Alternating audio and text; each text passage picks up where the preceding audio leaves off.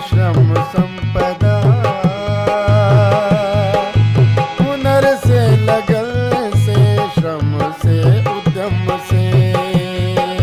हरी भरी धरा है, घर नगर भरा है। फल फूल संपदा कला श्रम संपदा, फल फूल संपदा कला श्रम संपदा, फल फूल संपदा कला श्रम संपदा।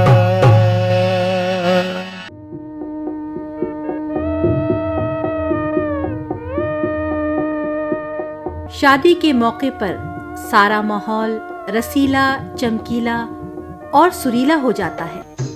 ढोलक पर गाए जाने वाले गीत फजाओं में रस घोल देते हैं।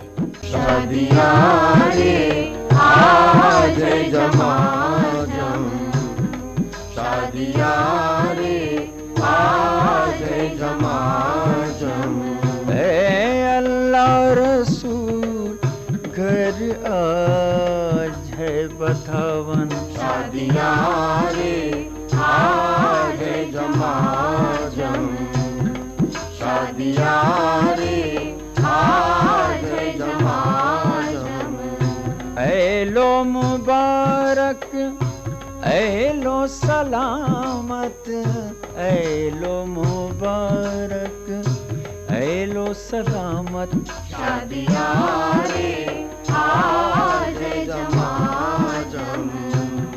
ज़र्क वर्क, रंगीन लिबास हवाओं में लहराते रंगीन चमकदार आंचल, जरदोजी, कारचोब, दबका कोरा, कामदानी, गोटा कनारी लगे रोशनी से जगमग करती ओढ़नियां, दुपट्टे, गरारे, शरारे ऐसे लगते हैं जैसे आसमान से चांद तारे जमीन पर उतर आए हों। गोद भरन आई सात सुहागन, बनरिया गन मंगल रचाओ सजनी, बनरिया गन मंगल रचा। चमके जला जले मांग में चंदन, चमके जला जले मांग में चंदन। पिया काहे भले बालक उपवन, बनरिया गन मंगल रचाओ सजनी, बनरिया गन मंगल रचाओ सजनी, बनरिया गन मंगल रचाओ सजनी। हर तरफ जवानी से भरपूर कहकहे और कहकहों में डूबे हुए शादी गीत। पैर सैया जब मैं रखूंगी, डोली में पैर सैया जब मैं रखूंगी, सासुल की खटिया मैं बाहर डलवाऊंगी, सासुल की खटिया मैं बाहर डलवाऊंगी। कोने की सुन जिया मेरा घबराए है, कोने की सुन जिया मेरा घबराए है। देली पे पैर सैया जब मैं रखूंगी, देली पे पैर सैया जब मैं रखूंगी, तू सर का हुक्का मैं बाहर फिकवाऊंगी, तू सर का हुक्का मैं बाहर फिकवाऊंगी। कोने की सुन जिया मेरा घबराए है। सहेलियों के झुरमुट बैठी शर्माई हुई दुल्हन का रूप तो बस देखते ही बनता है। ऐसा लगता है जैसे जरदोजी की ओढ़नी ओढ़े, चांद तारों का आंचल तन पर डाले, कोई अप्सरा आकाश से जमीन पर उतर आई हो।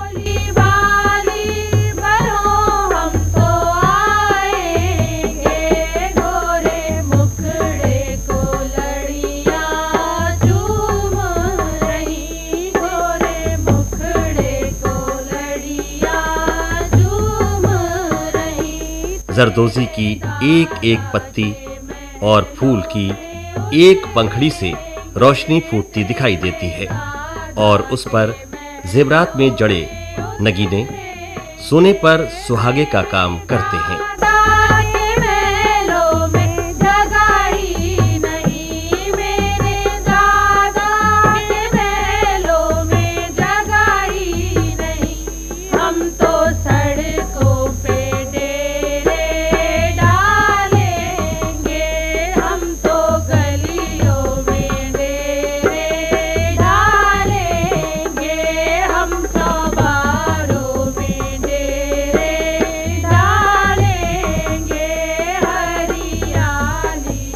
जमाने की तमाम रंगीन महफिलें साइंस की देन नहीं, बल्कि उस युग की हुनरमंदी की यादगार हैं जब हिंदुस्तान में एक नई सभ्यता जन्म ले रही, जिसे इतिहास में इंडो मुस्लिम कल्चर कहा जाता है।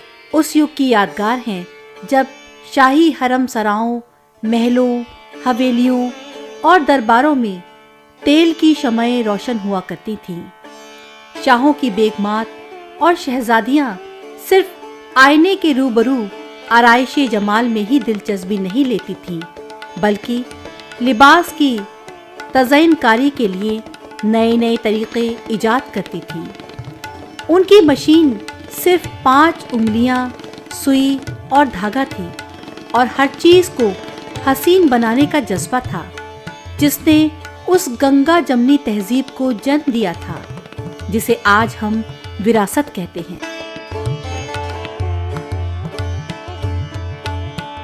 शाही लिबास में ही नहीं बल्कि शादी के गीतों में भी सल्तनत और मुगलिया दौर की तहजीब दिखाई देती है। आज रामपुर में जरदोजी, कारचोब और दबका कोरा कला के कारोबार को देखकर कई सवाल सामने आते हैं। जरदोजी और इससे संबंधित कलाएं हिंदुस्तान में कब आईं? कौन अपने साथ लाया? इन कलाओं की सरपरस्ती किसने की? शाही हरम सराओं और शहजादियों के महलों से सूबेदारों और मनसबदारों की तहजीब में दाखिल हुईं। किस तरह आम लोगों की पसंद बनी? किस तरह सभ्य समाज की सभ्यता की निशानी बनी? किस तरह रामपुर में जरदोजी का व्यापारिक केंद्र बना और किस तरह घरेलू दस्तकारी ने व्यापार का रूप ले लिया? इन सवालों का जवाब जानने के लिए हमें इतिहास के पन्नों को पलटना होगा।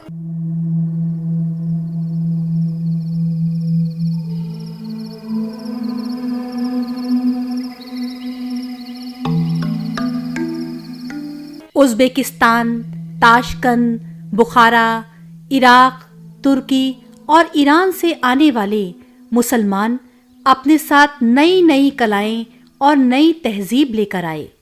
मुगल बादशाहों के हरम में जब राजस्थान की राजपूत राजकुमारियां ब्याह कर आईं, तो एक नई सभ्यता ने जन्म लेना शुरू किया। दौलत की कोई कमी न थी। बेगम नूरजहां का ज़ौक़े आराइश और कलात्मक स्वभाव हर तरह के लिबास को खुशनुमा बनाने लगा। जहांगीर की दूसरी रानी मानबाई भी कम हुनरमंद नहीं थीं। उन्होंने भी कपड़ों को सजाने में राजस्थान का रंग चढ़ाया और हिंदुस्तान में जरदोजी की कला शाहों, बेगमात, शहजादों और राजकुमारियों के ज़ौक़े जमाल की आईनादार बन गईं। जर के माने हैं सोना और दोजी के माने हैं सीना। ये फारसी भाषा के अल्फाज हैं जो उस युग में आदबी और दरबारी भाषा थी। जरदोजी के माने हुए कपड़े को सोने के तारों से सीना, यानी कपड़े पर सोने और चांदी के बारीक तारों से नक्शो निगार बनाना, जो फूल पंखुड़ियों की शक्ल में खुशनुमा डिजाइन होते हैं। 15वीं और 16वीं सदी के बने हुए जरदोजी और मोतियों के काम के नमूने आज भी बीकानेर के म्यूजियम में देखे जा सकते हैं, जो हमें मुगल कालीन जरदोजी की कला की याद दिलाते हैं। नूरजहां ने कारे सोजनी की कला को प्रोत्साहन देने के लिए योग्य नौकरानियों को ट्रेनिंग दी, जिन्हें मुगलानिया कहा जाता था।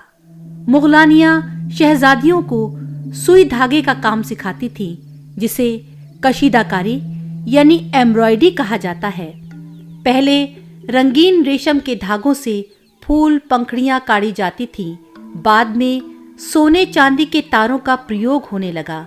जरदोजी के साथ कीमती नगीने भी इस्तेमाल किए जाने लगे। इतिहास से मालूम होता है कि नूरजहां ने सोने चांदी के तारों और मोतियों से एक हिजाबी यानी कर्टन बनवाई थी, जिसकी लागत 1 करोड़ रुपए से ज्यादा थी। अफसोस कि लाल किले का सारा बेशकीमती सामान 1739 में अब्दाली लूटकर अफगानिस्तान ले गया। मुगल शासक कमजोर हो गया तो जरदोजी की कला राजस्थान, हैदराबाद और अवध में तरक्की करने लगी। जब दिल्ली और अवध पर अंग्रेजों ने अधिकार कर लिया तो रोटी रोजी की तलाश में हुनरमंद रामपुर में आने लगे। इन आने वालों में अवध और दिल्ली की वो हुनरमंद औरतें भी थीं जो जरदोजी, कशीदाकारी, दबका कोरा और कामदानी की कलाओं को जानती थीं। इन औरतों को सेविकाएं बनाकर हरम में रख लिया गया। 1868 के रामपुर स्टेट गजट से मालूम होता है कि रामपुर में लड़कियों का मदरसा था और मिसेस फिलिप्स डायरेक्टर तालीमे निस्वा यानी डायरेक्टर गर्ल्स एजुकेशन थी। यहां तालीम के साथ कारे सौजनी यानी एम्ब्रॉयडरी भी सिखाई जाती थी। शादियों में लड़की का दहेज घर पर ही तैयार किया जाता था। दहेज में घर पर तैयार किए हुए जरदोजी, कामदानी, दबका कोरा, रेशम की कशीदाकारी और पेचवर्क के काम किए हुए ओढ़नियाँ, रजाइयाँ, गरारे, शरारे, दुपट्टे, जंपर वगैरह परिवार की लड़कियां बुजुर्ग औरतों की देखरेख में तैयार करती थीं। इन कलाओं से संबंधित सामान जैसे फ्रेम और अड्डे लगभग हर घर में मौजूद थे। तकिए के कवर पर रेशम से कशीदाकारी किया हुआ ये शेर रोहिला औरतों के अदबी ज़ौक़ का भी आईनेदार है। बुलबुलो मत रो कि यहाँ मेरे सनम सोते हैं, तुम तो उड़ जाती हो वो मुझ पे खफा होते हैं।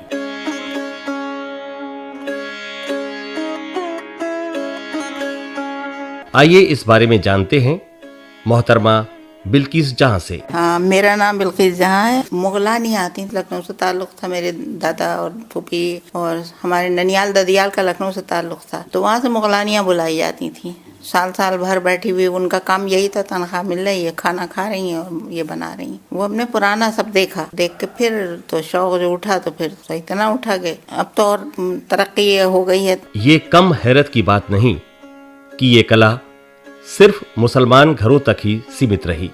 शायद इसका कारण ये रहा हो कि दिल्ली और लखनऊ से आने वाली औरतें सब मुसलमान ही थीं। बच्चों की टोपियां सलमा सितारे से बनाई जाती थी, जिसे दबका कोरा कहते हैं, और आज भी ये काम रामपुर में होता है। इस बारे में हमें बता रहे हैं पुरानी तहसील के कारीगर मुन्ने मियाँ।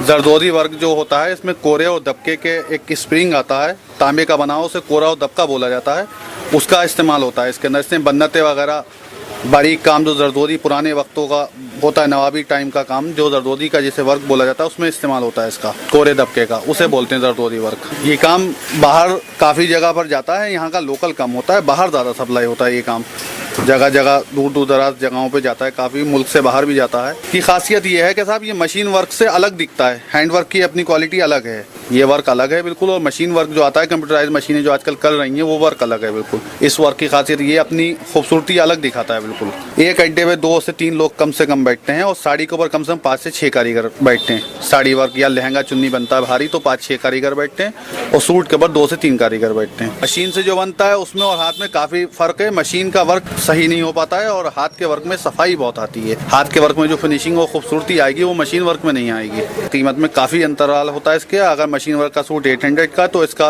लमसम 2000-1500 का पड़ता है सूट। मशीन में और हैंड में इतना अंतर आता है। रामपुर में कामदानी का काम 30-40 साल से पहले काफी पसंद किया जाता था। चांदी और सोने के पॉलिश जड़े तार से बारीक कपड़े जैसे साड़ी, दुपट्टे, जंपर या रजाई के अस्तर पर घरेलू औरतों द्वारा बनाया जाता था। कुछ पुरुष कारीगर बाजार में भी बनाते थे। इसके बारे में आइए जानते हैं मोहतरम मुनव्वर अली खां से। मेरी उम्र है 88 साल की।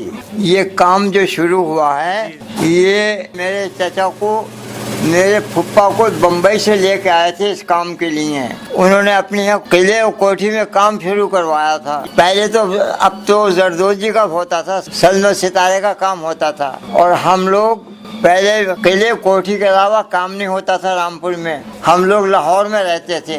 मटेरियल सलमा लगता है। अब तो आड़ी भी बहुत हो गई है। कोरा, दबका, नक्शी, सितारा। पहले सच्चा बनता था, अब सच्चा माल महंगा बहुत है। उस टाइम में 2 रुपए तोला माल था, 2 रुपए तोला, और 2 रुपए तोला मजदूरी थी। आज 10 रुपए तोला माल है सच्चा। मेरे चाचा से सीखा था। ये पहले अहमदाबाद में जाया करते थे, तो मेरे फुप्पा को लेके आए थे। फुप्पा ने शुरू करा था पहले काम। जब उनकी तबीयत खराब हुई तो वो मर गए। उन्होंने ये मेरे चाचा को ये कारखानदारी सौंप। अब तो हर शख्स पहनने लगा। पहले तो अमीरी लोग पहना करते थे, और पंजाब में सरदारों के पास चलता था। लागत तो अलग अलग आती है, जो काम के ऊपर बात होती है। कम से कम तो अगर हल्का सूट भी बनता है तो 1800 से कम का नहीं बनता है। जूते भी बनती थी, उनके जो ड्रेस भी बनते थे। सलमा सितारे का लखनऊ का पहला नंबर है, और दूसरा नंबर बम्बई का है। अब तो समझिए रामपुर का नंबर तो 3rd क्लास में ही आ गया, क्योंकि चालू काम ज़्यादा बन रहा है। अब तो मेरे ख्याल से बहुत ही लोग काम कर रहे हैं। चालू काम बहुत है, फैंसी काम अच्छा चलने का कम है। अब तो कहीं से मैं 1 लाख के करीब होंगे। घर घर में काम हो रहा है, गाँवों में भी हो रहा है, मगर बंद सब चालू रहा है। सच्चा माल काला हो जाता है और झूठा माल काला नहीं होता है। अब मुझसे कोई ये पूछे कि सच्चा क्यों काला हो जाता है। पहले 999 की चांदी लगती थी और सोने का पालिश होता था। अब सोने का पालिश कहाँ है, 999 की चांदी लग रही है। अब तो हर आदमी में कमाई कमाई का है रास्ता। ये बड़ा नाजुक और सुंदर काम होता है। अगर कोई प्रमोटर मिल जाए तो हायर सोसाइटी में पसंद किया जाएगा और औरतों के लिए कॉटेज इंडस्ट्री बन जाएगा। जरी का काम है, का कोरा है, वो तो जो पसंद होती है सारा कसब है। और नीचे साहब जब इसका सैंपल पूरा हो जाता है जब ही मतलब मालूम। अब ये डिजाइन के ऊपर होता है, 8 दिन में भी हो जाता है, 1 महीने में हो जाता है, 2 दिन में भी हो जाता है। डिजाइन तो खुद बनाना पड़ता है। कोरा दब तारे वगैरह रेशम और क्या। मैं आरी का काम करता हूँ, जरदोजी आरी का, और मुझे 14 रुपये घंटा मिलता है। लगभग तो मैं 9 घंटे काम कर लेता हूँ और इतना मिल पाता है। 8-9 घंटे हो जाते हैं, कभी कभी हम 10 घंटे कर लेते हैं। काम के हिसाब है, काम नहीं होता है तो हम लोगों का 6 घंटे भी हो जाता है, 7 घंटे भी। 150 की एवरेज आ जाती है हम लोगों की पूरे दिन बैठ कर। जरदोजी केवल मर्द ही करते हैं। सैकड़ों घरों और कारखानों में अड्डे लगे हुए हैं, जिनमें 50% से ज्यादा 10-15 साल के बच्चे मामूली उजरत पर लगभग 12-15 घंटे काम करते हैं। कारखानेदार बड़े बड़े शहरों के शोरूम से जाकर काम लाते हैं। शोरूम के मालिक अपना डिजाइन, मटेरियल और कपड़ा देते हैं, जिसे बनाकर उन्हें वापस पहुंचा दिया जाता है। इस बारे में जानकारी दे रहे हैं व्यवसायी श्रीश गुप्ता। मेरा नाम श्रीश गुप्ता है और मैं यहाँ रामपुर का जो मशहूर जरी जरदोजी का काम है, इसका कारोबार करता हूँ। मेरी एक प्राइवेट लिमिटेड कंपनी है। जरी जरदोजी रामपुर का बहुत पुराना कला है। करीब 300 साल से रामपुर में ये कढ़ाई होती है। पुराने ज़माने में नवाब लोग सारे अपने जो कपड़े थे उसमें जरदोजी की कशीदकारी करे कपड़े पहना करते थे। धीरे धीरे ये कारोबार तरक्की करता गया। ये जो कला है ये डेवलप होती गई और इसकी डिमांड धीरे धीरे बढ़ने लगी। लेकिन चूंकि कारीगरों की काफ़ी कमी थी, एक एक ड्रेस को देने के बाद महीनों महीनों उसका इंतजार करना पड़ता था। धीरे धीरे फिर करीब 25 साल पहले देखा कि एक साड़ी या सूट बनने के लिए दिया और 4-4 महीने का टाइम लोगों को देते थे, और उसके बाद फिर उसमें फिर भी वायदे, झूठे वायदे होते थे। 6-6, 7-7 महीने में कपड़े मिलते थे, और सारे जो रामपुर में अधिकारी बाहर से आते थे वो इसके पीछे दीवाने थे। धीरे धीरे इसकी शोहरत विदेशों तक भी पहुंचने लगी।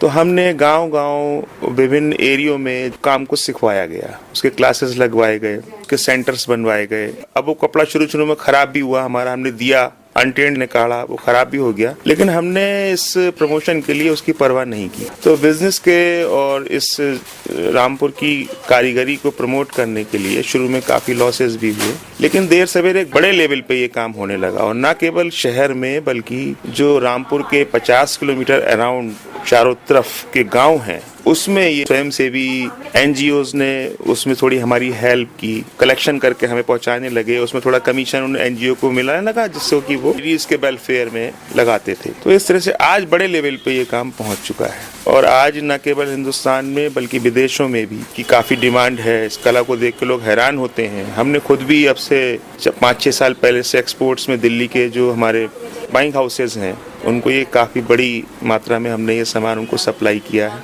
एक्सपोर्ट रामपुर से डायरेक्ट नहीं होता है क्योंकि ये फैसिलिटीज़ नहीं है फिनिशिंग की, पैकिंग की, वॉशिंग की, तो इसलिए जो दिल्ली में एक्सपोर्ट हाउसेज हैं वो हमारे माल को खरीद के उसको इंटरनेशनल लेवल का टच दे देते हैं और वो उसको सप्लाई करते हैं। रामपुर में सबसे बड़ी समस्या जो इस कला के ख़राब होने की है जरदोजी के, वो ये है कि यहाँ पर कोई डिज़ाइन सेंटर नहीं है।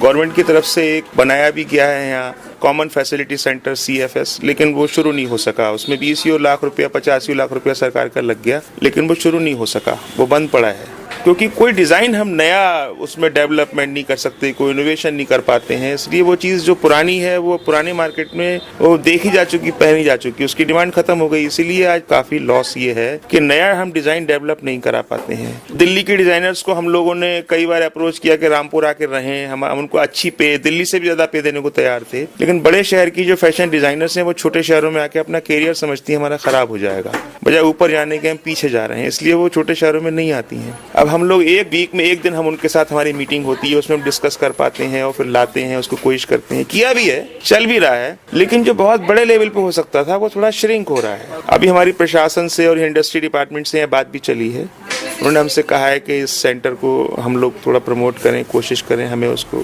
एडवाइजिंग करें, तो उसमें हमने उनसे बात की भी है और लखनऊ से एक इसके हैंडीक्राफ्ट के सेक्रेटरी भी आए थे, उनसे भी हमारी बात चली है। जरदोजी में रामपुर के कारीगर पूरे हिंदुस्तान में मशहूर हैं और रामपुर का माल जयपुर के नाम से बिकता है, होता रामपुर का है। हजारों सूट रोज रामपुर से जयपुर और दिल्ली की मंडी में जाते हैं, लेकिन वो अपना कह के बेचते हैं कि जयपुर की कढ़ाई है। लेकिन एक तो रामपुर छोटा स्टेशन है, यहाँ मंडी डेवलप नहीं हो सकी, यहाँ व्यापारी कोई आता नहीं, इसलिए वो बड़े शहरों से कलेक्ट करता है। जैसे हमारा प्रोडक्ट हम दिल्ली भेजते हैं, दिल्ली से खरीदता है, बॉम्बे भेजते हैं, बॉम्बे से खरीदता है, हैदराबाद भेजते हैं, हैदराबाद से खरीदता है। लेकिन रामपुर से वो आता नहीं, ट्रेनों की कनेक्टिविटी सही नहीं है, पहले दिल्ली आए फिर रामपुर आए, फिर यहाँ होटल नहीं है, फिर यहाँ ऐसा बड़े लेवल पे मंडी नहीं है, तो इन सब चीज़ों में ये थोड़ी सी रामपुर का सेटबैक है। जरदोजी का तो आजकल ये हाल है कि न केवल महिलाओं के कपड़ों में सूट हैं, साड़ी हैं, कुर्तीज़ हैं, उसके अलावा वो अब जैसे हैंडलूम्स में जैसे पर्दे के कपड़े, सोफा बैग, बेड कवर्स, इन सब में काफ़ी विदेशों में मांग है। फिर जेंट्स में कुर्ते बनने लगे, जेंट्स की शर्ट्स बनने लगी, तो वो तो हर चीज़ में आ गया। फिर सबसे ज़्यादा डिमांड वैसे इसकी कुर्ती और सूटों में रहती है। सरकार की ओर से बीड़ी बनाने वालों की मजदूरी तो निर्धारित है, परंतु जरदोजी करने वाले की मेहनत का कोई निर्धारित मूल्य नहीं है। कारखानेदार हफ्ते में जो कुछ उजरत देता है वो खामोशी से ले लेते हैं। गरीब शिकवा भी करे तो किससे करे। घरेलू दस्तकारी के प्रोत्साहन के लिए सरकार ने जिला स्तर पर जिला उद्योग केंद्र स्थापित किए हैं, जहां कारोबार करने वालों को मार्केटिंग और टेक्निकल मशवरा भी दिया जाता है। इस बारे में और जानकारी दे रहे हैं जिला उद्योग केंद्र रामपुर के महाप्रबंधक वीरेंद्र कुमार। एक तो सर्वप्रथम हमारे यहाँ जो ये आप देख रहे हैं पहाड़ी पे एक जो सामान्य सुविधा केंद्र जो भारत सरकार की क्लस्टर डेवलपमेंट स्कीम के अंतर्गत बन रहा है, जो हस्तशिल्पी हैं उनके डिजाइनिंग, फिनिशिंग और इनको डाई कैसे किया जाए कि जिससे ये अंतर्राष्ट्रीय मार्केट में प्रतिस्पर्धा कर सकें और इनके माल का, इनके सामान का जो भी तैयार प्रोडक्ट के सूट्स और साड़ी हैं उनका उचित मूल्य मिल सके।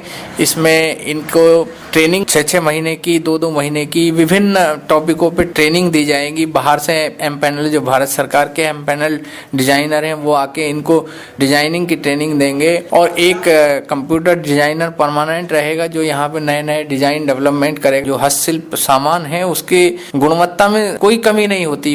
हम जो मात खाते हैं वो पैकेजिंग में खाते हैं, तो ताकि ये सब प्रतिस्पर्धा कर सकें और अपने का उचित मूल्य पा सकें। फिर दूसरे एक ये हमारे यहाँ CII के थ्रू एक GI ज्योग्राफिकल आइडेंटिफिकेशन का भी प्रोसेस चल रहा है। उसके लिए सोसाइटी रजिस्टर्ड हो गई है। यहाँ के हस्तशिल्पियों को मिला के एक सोसाइटी बनाई गई है, जो कि मुरादाबाद में जो रजिस्ट्रार चिट फंड वाले होते हैं रजिस्टर्ड करते हैं, उनके यहाँ रजिस्टर्ड होने के लिए भी पेंडिंग है। तो ये इससे जब ज्योग्राफिकल आइडेंटिफिकेशन इनको मिल जाएगा तो कोई भी दूसरा, जैसे पेटेंट में होता है, कोई दूसरा उसको रामपुरी के नाम से नहीं बेच सकेगा। हस्तशिल्प बीमा योजना, उसमें सामान्य श्रेणी के जो हस्तशिल्पी हैं उनको 150 रुपए अपना अंशदान देना होता है, और जो अनुसूचित जाति जनजाति या BPL श्रेणी के हस्तशिल्पी हैं उनको 75 रुपए अंशदान उनके द्वारा दिया जाता है। बाकी का जो अंशदान है वो जो प्रीमियम का वो भारत सरकार वहन करती है। तो उसमें इनको 1 लाख तक पर साल किसी भी जो बीमा कंपनी द्वारा या भारत सरकार द्वारा एम्पेनल्ड नर्सिंग होम है वहाँ 1 लाख तक की कैशलेस इलाज की सुविधा इनको मिलती है। और विभिन्न तरह की योजनाएं हमारे उद्योग विभाग द्वारा, विभिन्न तरह की ट्रेनिंग इनको उपलब्ध कराई जाती हैं 4-4 महीने की SC/ST सब प्लान में। और हमारे यहाँ इसके सेमिनार और वर्कशॉप भी टाइम पर होते रहते हैं। जो CFC बनना है ये केवल पैचवर्क के लिए नहीं, जरदोजी के लिए भी है। इसमें दोनों इंक्लूड हैं। जो भी योजना आती हैं जितनी भी, वो सब जरदोजी के लिए भी हैं और इसमें जरदोजी इंक्लूड है। खुशी की बात यह है कि जरदोजी का जो काम सिर्फ शहर तक सीमित था, अब धीरे धीरे गांव में पहुंच रहा है, जहां लड़कियां भी ये काम करने लगी हैं। आशा की जा सकती है कि आने वाले दिनों में रामपुर जरदोजी के वस्त्रों का बड़ा प्रोड्यूसर बन जाएगा और कारीगरों को भी सरकारी संरक्षण मिल जाएगा।